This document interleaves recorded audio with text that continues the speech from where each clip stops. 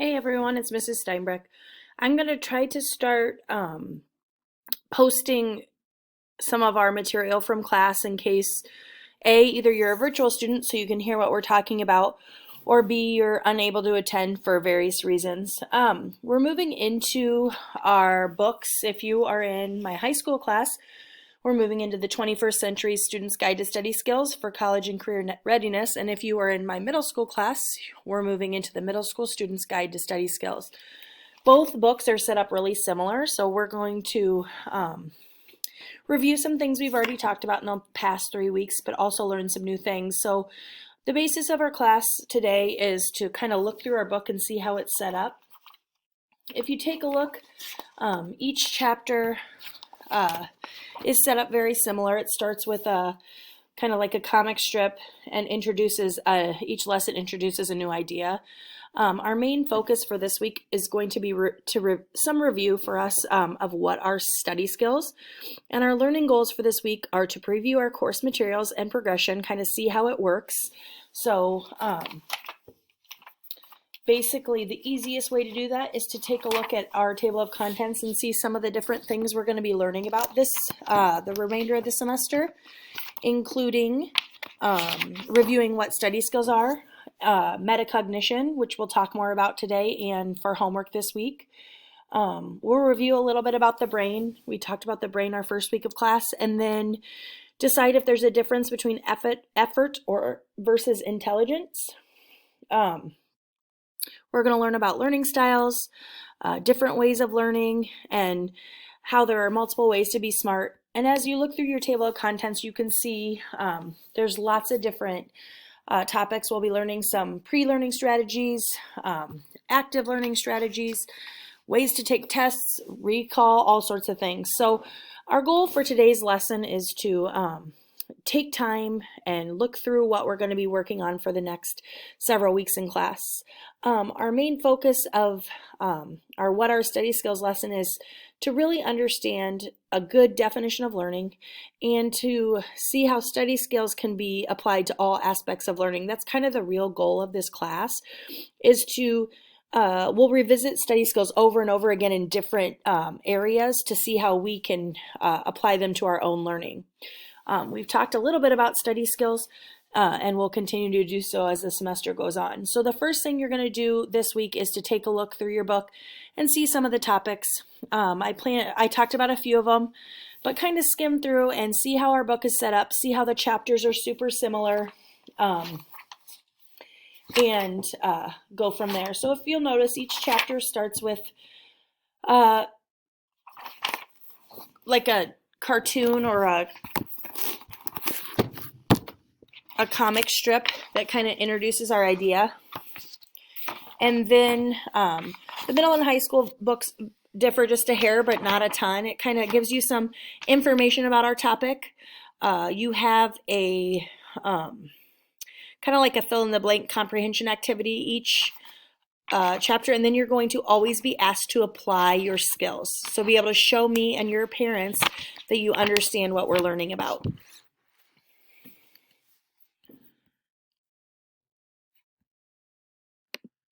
All right, so a question I want you to think about this week is, what does it actually take to be a winning athlete? So study skills are kind of similar. If you think about being a winning athlete, think about what skills you need to succeed. So just like if you think about things you need to be successful as an athlete, you need to practice, you need to be persistent, you need dedication, focus.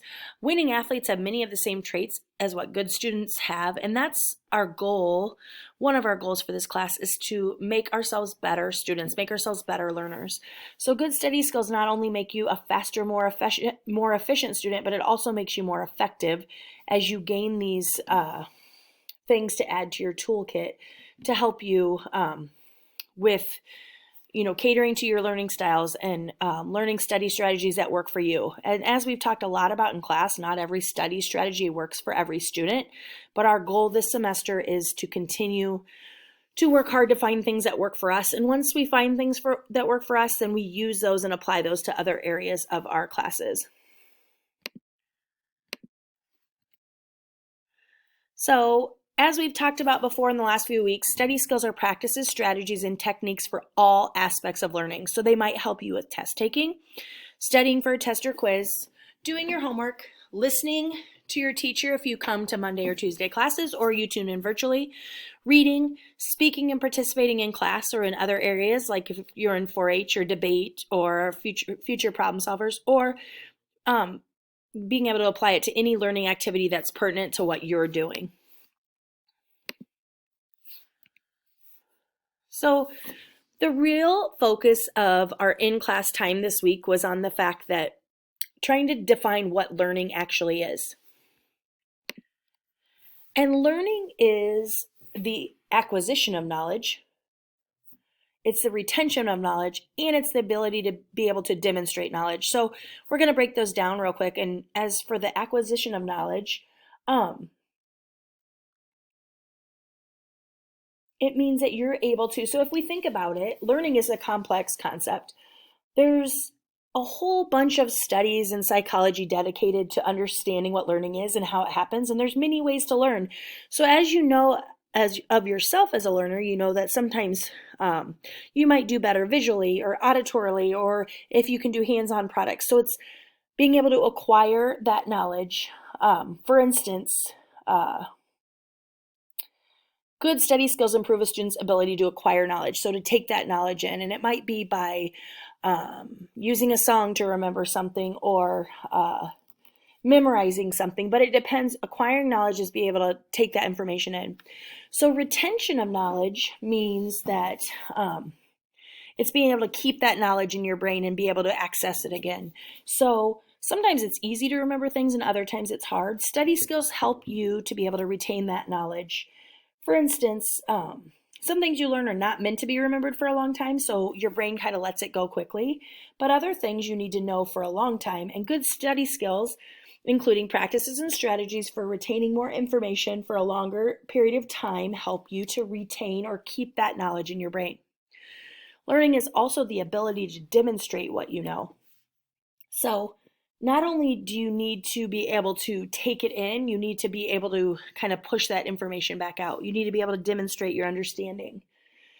Because learning is measurable, good study skills help us as students to be able to demonstrate what you've learned. So it might be on an essay that you write, or a quiz that you take, or a project that you create. But learning, the final step of learning is to be able to really demonstrate that knowledge.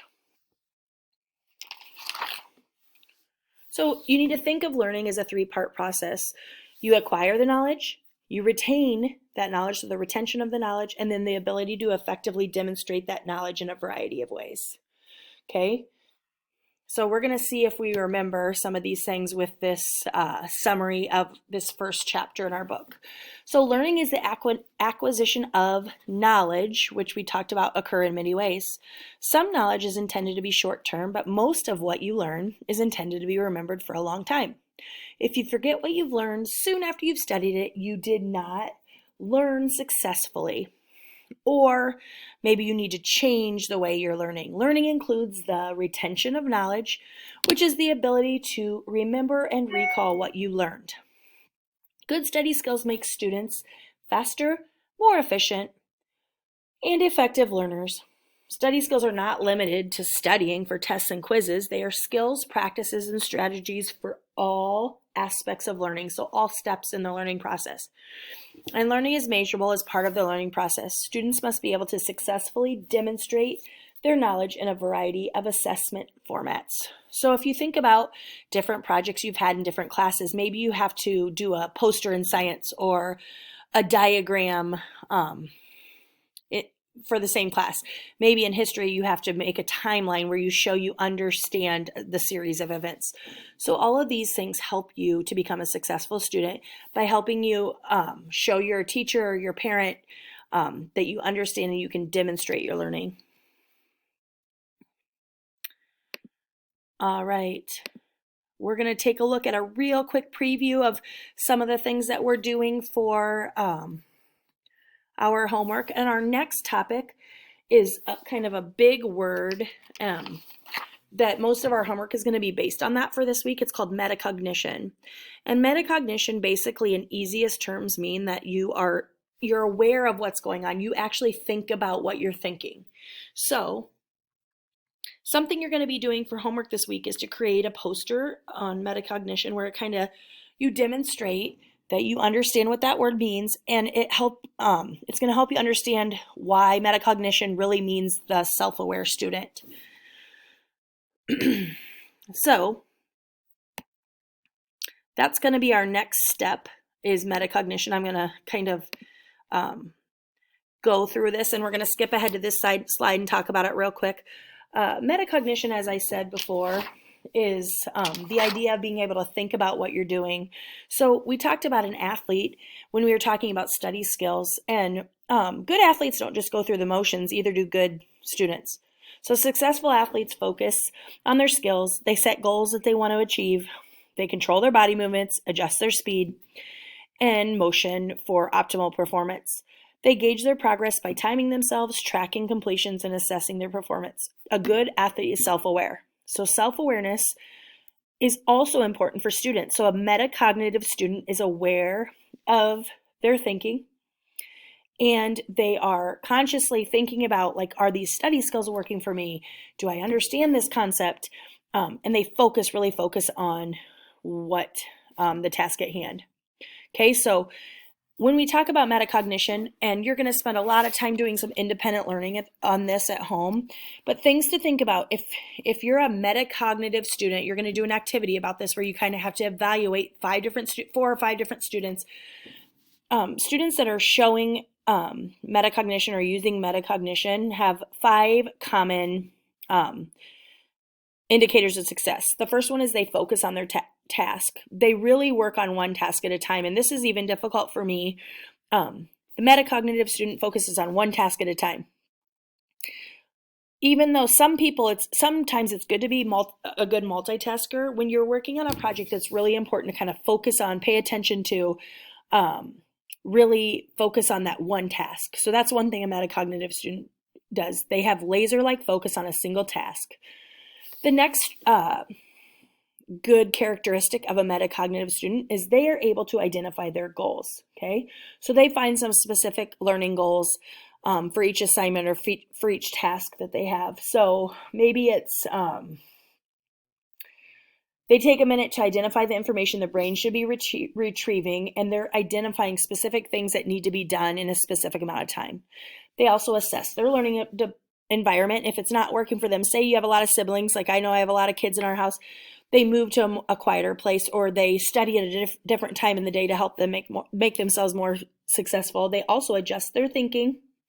They're constantly thinking about what's going on and trying to decide if they need to change how they are studying or doing projects or learning. And the last thing a metacognitive student does is they gauge their progress.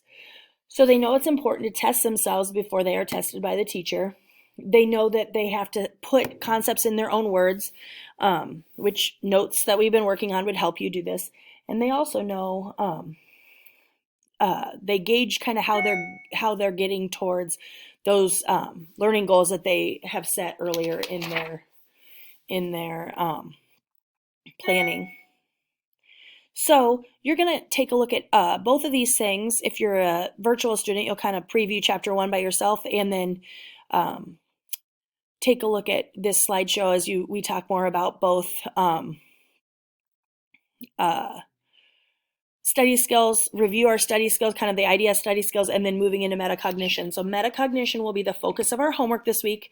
We're going to try to just tackle that one topic and see if we can really work on our metacognitive skills by focusing on that one thing, that one topic to really go in depth with. So check and listen to our week 4 in a nutshell to hear more about our assignments this week. And remember to reach out if you have any questions. Have a great week. And remember, we're now into our other study skills books. So all this information talks about what we're learning in our other study skills books. All right. Have a great week.